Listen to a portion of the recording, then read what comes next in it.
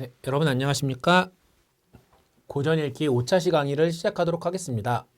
저는 고전 읽기 강의를 담당하고 있는 한밭대학교 인문교양학부의 윤인선 교수라고 합니다. 여러분들 만날 때 반갑습니다. 우리는 지금까지 강의를 통해서 고전을 어떻게 하면 조금 더 새롭게 읽을 수 있고 현대적인 맥락에서 활용하고 새로운 의미를 발굴하고 재구성할 수 있는지에 대해서 끊임없이 고민해 봤습니다.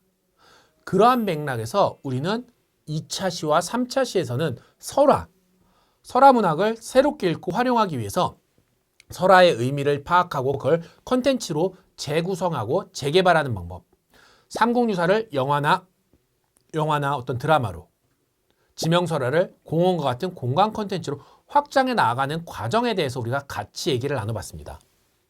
그리고 4차 시와 5차 시에서는 설화가 아닌 고전 소설을 새롭게 읽고 활용하는 방법에서 컨텐츠가 아니라 그 의미를 새롭게 현대적인 맥락에서 재구성하면서 우리 사회가 마주하고 있는 우리가 안고 있는 문제들에 활용할 수 있는 실질적인 어떤 해결 방안을 찾아볼 수 있는 맥락으로서 다가가 보려 했습니다. 그래서 4차 시에서는요, 우리가 고전 소설인 심청전을 읽고 특히나 심청전이 판소리계 소설이라는 점에 착안해서 판소리계 소설은 이 현실과 이상을 연결해주고 있고 그 연결하는 과정에서 어떤 당위적인 측면들을 활용하기 때문에 그런 당위성에다 우리가 다양한 질문을 던져볼 수가 있다. 즉 내용적인 측면에서 우리가 질문을 던져볼 수 있는 방법을 같이 얘기해 봤습니다. 그러다 보니까 사실 심청전 강의 안에서 우리가 그런 얘기들을 나눴죠. 심청이가 부족했던 두 인물이 같이 그렇게 공생하는 것 과연 필요한가? 우연성에 맞춘 그러한 심청이의 희생 과연 효인가? 혹은 심청이가 인당수에 몸을 내돌린 건 정말 자발적인 것이었을까? 아니면 아버지의 어떤 강요나 이런 게 내면화된 것이었을까? 라는 질문을 고전 문학을 읽으면서 던져봄으로써 현재 우리 사회가 갖고 있는 문제들, 출산이라든가 가정이라든가 이런 의미의 질문을 던져볼 수 있었습니다. 그리고 그거에 대해 해결 방안까진 아니더라도 한번 생각해 볼 수 있는 화두를 우리는 고전 문학 안에서 생각하고 활용해 볼 수 있었습니다. 즉, 심청전을 통해서 우리는 고전 문학 작품의 어떤 내용적인 측면에 대해서 질문을 던지는 방식을 생각해 봤습니다. 5차 시에서는요. 고전 소설을 새롭게 읽는 방법으로서 이번에 내용이 아니라 형식에 한번 질문을 던지는 방법을 생각해 보려고 합니다. 궁극적으로 이따 강의 마지막에 말씀드렸지만 우리는 금오신화라는 작품을 통해서 과연 우리는 언제 판타지, 환상성에 대해서 환상을 필요로 하는가? 평범한 일상을 살아갈 때 우리는 가끔 상상하기도 하잖아요. 새로운 꿈을 꾸잖아요. 그런 건 우리가 왜 필요할까에 대한 형식에 대한, 즉 심청전이 내용에 대한 질문이었다면 금오신화 소설을 통해서 우리는 형식에 대한 질문을 던져보는 시간을 가져보려고 합니다. 그래서 오늘 5차 강의에서는요. 금오신화를 썼던 김시습에 대해서 먼저 좀 알아보려고 해요. 고전문학에 대한 어떤 기본적인 지식으로서 금오신화를 썼던 김시습의 글쓰기에 대해 이해하고 그 다음 이런 금오신화의 구성과 가치 그리고 금오신화의 내용을 이해하면서 특히 나 만복사 저포기를 통해서 그 내용을 이해하고 새롭게 활용할 수 있는 방향에 대해서 우리가 같이 고민해보는 시간을 가져보도록 하겠습니다. 네, 먼저 금오신화를 썼던 김시습은 누구냐? 라고 하면 일단 김시습이라는 사람 자체가 금오신화라는 소설을 썼지만 되게 힘들게 살았어요. 김시습은 세종 10년 서울의 한 무방 가문에서 태어났습니다. 그러다가 성종 24년에 무량사라는 절에서 죽었어요. 왜 그랬느냐라고 하면 정말 장래가 촉망받던 어떤 수재였거든요. 진짜 똑똑했거든요. 근데 어느 날 수양대군이 왕위 찬탈 소식을 듣고 나 이거 공부해서 뭐하냐. 나라가 이 꼴인데. 공부 접고 방황하고 벼슬에 나아가지 않았습니다. 어쩜 정치사적으로 김시습에게 수양대군의 왕위 찬탈 소식은 너무나도 큰 충격이었던 것 같아요. 그래서 더 이상 공부를 하지 않고 방황하는 삶을 살았죠. 하지만 천재였기 때문에 시와 문장에 뛰어났고요. 또 유교, 불교, 도교에도 박학했던 사람입니다. 어떻게 보면 아쉬운 천재였죠. 그런 이 김시습이 썼던 글에서 이런 글이 있습니다. 한번 읽어볼게요. 번번이 몸이 세상과 어긋나 마치 둥근 구멍에 모난 자루를 박는 것과 같습니다. 옛 지기들은 이미 죽고 새로 알게 된 사람들은 아직 친하지 못합니다. 누가 저희 평소 뜻을 알아주겠습니까? 그래서 다시 산수 사이에 떠돌게 된 것입니다. 한번 다시 읽어볼게요. 번번이 몸이 세상과 어긋나 마치 둥근 구멍에 모난 자루를 박는 것과 같습니다. 옛 지기들이 이미 죽고 새로 알게 된 사람들은 아직 친하지 못합니다. 누가 저희 평소 뜻을 알아주겠습니까? 그래서 다시 산수 사이를 떠돌게 된 것입니다. 자기 일기에서 썼던 김시습의 메모예요. 어떻게 보면 외로움, 비분관계, 좌절감, 저항감, 뭔가 고독하고 조금 내면적으로 삭히는 모습들이 다 들어있죠. 바로 김시습의 삶이 이랬습니다. 수양대군 사건 이후에 세상과 등을 저버린 김시습이었죠. 이런 김시습이 너무나도 힘들고 외롭고 비분관계, 좌절감, 저항감 등을 갖고 있던 찰나에 썼던 작품이 바로 금오신화입니다. 김시습이 31살에서 36살 때 가장 혈기왕성할 때 경주 금오산에 은거에 있었고 그 금오산에서 새로운 이야기를 한번 써보자. 금오신화, 금오산의 새로운 이야기란 뜻이에요. 그래서 금오신화를 1470년 전후에 집필합니다.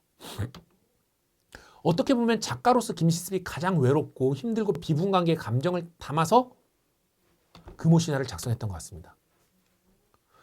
금오신화는 우리나라 최초의 전기소설 집입니다. 전기소설 집이라는 건 소설들을 모아놨다는 얘기고요. 이때 전기라는 말은요. 기록할 전자, 기이할 기자를 써서 기이한 것을 기록한다 라는 뜻입니다. 즉 금오신화는 일상적인 얘기들이 아니라 뭔가 판타지적이고 환상적인 이야기들을 기록해 놓은 소설집이다 라는 거죠. 되게 아이러니하지 않아요? 비분관계, 외로움, 좌절감에 빠져있던 김시습이 졌던 것이 기이함이었어요. 왜 그랬을까요?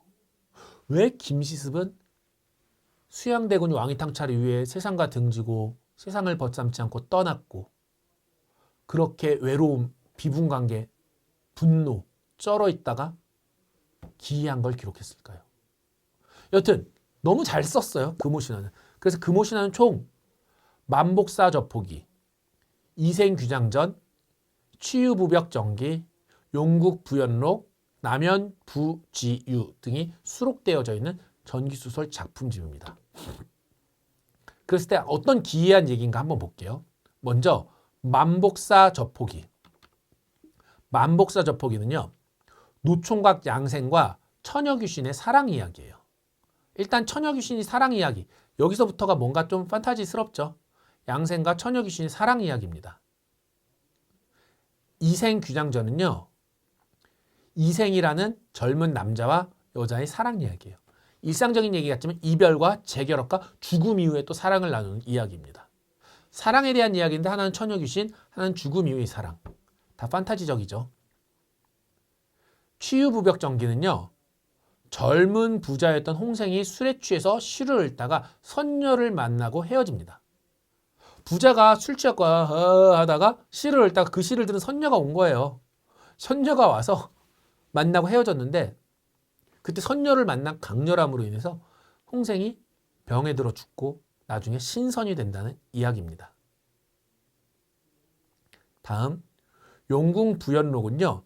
한생이 용궁에 초대돼서 궁궐이 상량문, 즉 집을 고치거나 지을 때의 내력을 적어주는 글이거든요.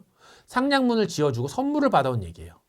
여러분 일단은 기본적으로 용궁에 들어간다는 것 자체가 판타지스럽죠. 그렇죠?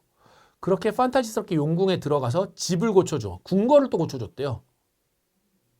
그리고 궁궐을 고쳐준 게 아니라 궁궐을 고쳐주는 내력을 적은 글을 써주고 선물을 받아온 얘기예요. 남연부지유, 부주지, 남연부주지. 박생이 남연부주라는 지옥입니다. 지옥에 가서 염라대왕을 만나고요. 거기서 귀신, 왕도, 불교 등에 대해 서로 묻고 대답하는 내용을 기록한 것입니다. 자, 보세요. 만복사저포기, 노총각과 처녀귀신의 사랑 이야기, 이생규장전, 젊은 남녀가 죽음 이후에 재결합하는 사랑 이야기, 취유부벽전기, 젊은 부자 홍생이 술에 취해 시를 읽다 선녀를 만나고 그리고 이후 죽어서 신선이 된 이야기, 용궁부연록, 한생이라는 주인공이 용궁에 초대돼서 상냥문, 집을 고치거나 지을 때 쓰는 내력을 적어준 글을 지어주고 글 잘 써서 용궁에서 선물 받아갖고 돌아온 이야기, 남면부지유, 박생이 남면부주라는 지옥에 가서 염라대왕 만나고 온 이야기. 다 환상적인 이야기예요. 어떻게 보면 현실 도피한 걸 수도 있겠죠. 현실이 너무나도 치열하고 외로우니까 다 환상적인 이야기를 금오신화는 적고 있습니다. 그래서 김시습은 금오신화에서 전기소설로서 환상적인 이야기들을 쭉 적고 있어요. 근데 이런 금오신화는요, 적힌 걸 보면 상당히 근본 없이 적진 않습니다. 금오신화에서는 창작에 있어서 내재적, 외재적, 전신사적 전통이 있습니다. 먼저 내재적 전통으로는요, 전통적인 설화의 유산, 그리고 전시대 한문학 전통을 이어받습니다. 즉, 글쓰기 문법에 있어서 설화와 한문학의 전통을 그대로 이어받아 계승한 작품이기도 합니다. 그리고 외재적으로는요, 중국의 전등신화가 있거든요. 중국의 전등신화를 이어받습니다. 영향을 받고요. 끝으로 정신사적으로는 수양대군의 왕이찬탈에 대한 이야기들을 이어받는 작품입니다. 자, 그랬을 때 이러한 창작 배경을 하나하나, 즉 내재적인 측면에서 전통적인 설화유산과 전시대 한문학의 전통을, 외재적인 전통에서 중국이 전등신화를, 정신사적인 측면에서 수양대군의 왕이찬탈을 이어받았던 모습들을 하나하나 한번 따져보도록 하겠습니다. 먼저 금오신화 안에서는요, 전통적인 설화 문학의 유산을 이어받았습니다. 15세기 후반에는 폐설문학, 폐관문학이라고 하는 폐설문학이 발달했어요. 이 폐설문학이 뭐냐면요, 문인들이 민간에 떠도는 전설이나 설화를 모아 기록한 것입니다. 가령 예를 들면 태평한화, 용제총화, 태평총제 등이 있어요. 문인들이 계속 유교 이런 걸 공부하다가 민간에 떠도는 전설이나 설화 이런 것들을 쭉 모아서 책으로 만든 거예요. 그런 문학의 어떤 전통에 서 있었습니다. 그러다 보니까 지배층의 언어, 즉 양반이 언어나 문화에 민간의 언어, 민속의 관념, 신앙 등이 결합한 모습을 보입니다. 되게 아이러니한 모습이죠. 그래서 이러한 민간에 대한 이야기들을 전통적으로 글쓰기, 민간의 환상적인 글쓰기죠. 전설이나 이런 것들이 지닌 글쓰기 문학 유산을 이어받습니다. 그 다음 한문학의 전통에서는 기존의 전기소설, 원래 어떤 김영감호의 일부였던 호원과 같은 어떤 전기소설들이 있었는데요. 그런 전양식 등을 이어받습니다. 그래서 금오신화는 한문학의 유산, 기존의 전기소설과 설화의 유산, 어떤 민속의 신앙이나 관념 등이 내용적으로 함께 결합하는 모습을 보여주고 있습니다. 되게 독특한 특징입니다. 그 다음 제가 아까 말씀드렸지만 김시습은요, 상당히 어떤 공부를 잘했다라고 했죠. 그러다 보니까 중국 명나라 구가지었던 단편 전기소설이었던 전등신화를 독서했어요. 다시 말씀드린 김시습은 전등신화라는 중국의 책들을 영향을 엄청나게 많이 받고 감동적으로 읽습니다. 그래서 어떤 전등신화는 단편 전기소설이거든요. 그래서 김시습은 전등신화가 다양한 한문학 장르를 수용했고 문학에 감동 효과가 있었고, 특히나 전기소설을 읽으면서, 특히나 전등신화를 읽으면서 자기 위안 효과, 즉 글을 쓰고 읽으면서 자기가 치유되고 자기가 조금 더 마음이 놓여지는 효과에 대해 이해하게 돼요. 특히나 애정소설에서요. 그러다 보니까 어때요? 이런 전등소설의 영향으로 애정에 대한 이야기들, 금오신화에 많이 적혀 있죠. 그래서 외재적인 전통으로서 어떤 전등신화의 독서 경험이 어떤 문학의 감동이라든가 자기 위안적 효과, 이런 것들이 이런 만복사 저폭이나 이생규장전에 많이 반영되어져 있습니다. 다시 말씀드리면 금오신화는 설화문학의 전통, 즉 패설문학이라고 정확히 표현하면 패설문학의 전통과 한문학 그리고 전등신화에 대한 어떤 독서 경험들이 김시습의 독서 경험이 많이 영향을 받게 돼요. 거기다가 정신사적으로 아까도 말씀드렸지만 김시습은 수양대군의 왕위 찬탈에 너무나도 큰 충격을 받습니다. 절의를 지키려던 김시습은요. 수양대군의 왕위 찬탈에 대한 정서적 반응으로 우수, 회한, 고독, 사라지는 것에 대한 그리움, 슬픔 등을 끊임없이 글로 써요. 자기가 모셨던 왕이 저렇게 찬탈당하다니 말도 안 된다. 그거에 대한 정서적인 반응이 있었던 거죠. 그래서 우수, 회한, 고독, 사라진 것에 대한 그리움, 슬픔 등을 끊임없이 보여줍니다. 글로 쓰는데도 풀리지가 않았던 거예요. 그래서 자신이 걱정과 번민을 잊지 않기 위해서 자기 마음을 놔주게 안 되니까 개성, 관서, 관동, 호남 지방을 계속 떠돌다가 31살에 금오산으로 들어가고 그곳에서 금오신화를 쓰게 됩니다. 어떻게 보면 금오산에 들어가게 됐을 때가 김시습에게 있어서는 이런 수양대군의 왕위 찬탈로 인한 어떤 정서적인 그 역동성이 가장 강했을 그러한 시기라고도 할 수 있을 것 같아요. 그래서 김시습은 매월당문집 이시기원의 의의소에 이렇게 씁니다. 자신 시름을 떨치기 위해 동으로 부상, 서로 신선이 된다는 낭풍, 남으로는 연부주, 북으로는 얼음 땅까지 가보았지만 지상 어디에도 자신이 머무를 곳은 없고 시름도 달랠 수 없었다. 지조를 지켜 죽음으로써 이 세상을 벗어나길 바란다. 얼마만큼 충격을 받았는지 알 수 있겠죠. 지조를 지켜 씨름을 떨쳐내기 위해 얻은 것을 봤으나 씨름을 달랠 수 없었다. 지조를 지켜 죽음으로써 이 세상을 벗어나길 바란다.